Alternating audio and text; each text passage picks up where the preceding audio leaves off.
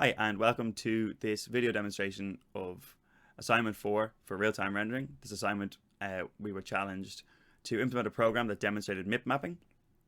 So first, I'm going to show you some of the reasons we need MIP mapping. So here is an example of texture filtering, and all of these systems are used for when we have a high-resolution texture, and we only have a few pixels to demonstrate it or to show it. We start to lose artifacts and it starts to look wrong. So here is a nearest neighbor texture filtering method. And as you can see on this kind of checkered board, there's a lot of jagged edges. You can be seen all over due to the nearest neighbor filtering. So you can see it even worse then when you get at a lower angle. This becomes much more apparent. You can see it get far worse. So this is obviously an issue with high resolution textures, and we don't want that to happen in any of our programs.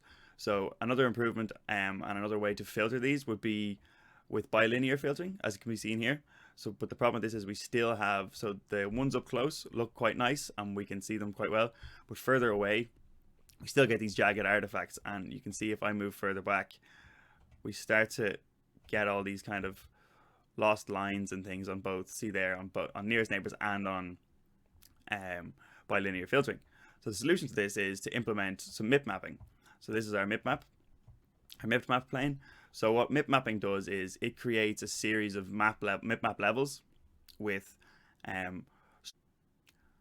smaller versions of the high resolution texture, so that when we get further away, it'll use these smaller versions and we won't get these artifacts. So you can see here, if I come up high,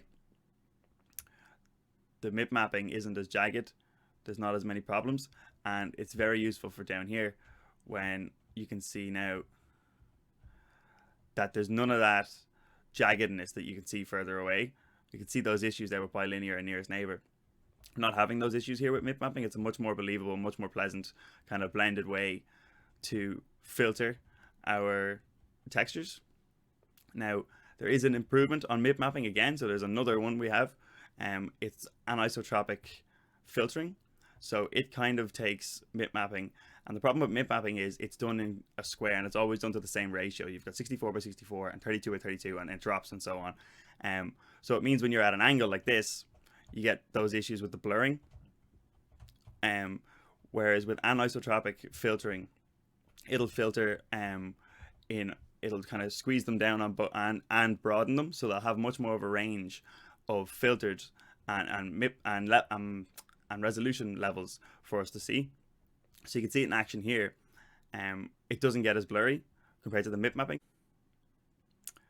So if I sit in the middle here, you can see with MIP mapping it gets blurry quite quickly, and it doesn't cause any of these bad artifacts, but it's quite blurry quite quickly.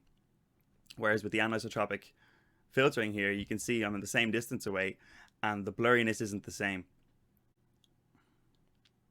Because there's more high resolution textures to choose from at different kind of heights, this works far better. So you can see if I come further away, the anisotropic filtering works much better for further distances. It's more expensive because there's more to store, but it is another improvement on MIP mapping, and it's just a good thing to demonstrate when we're talking about MIP mapping as well.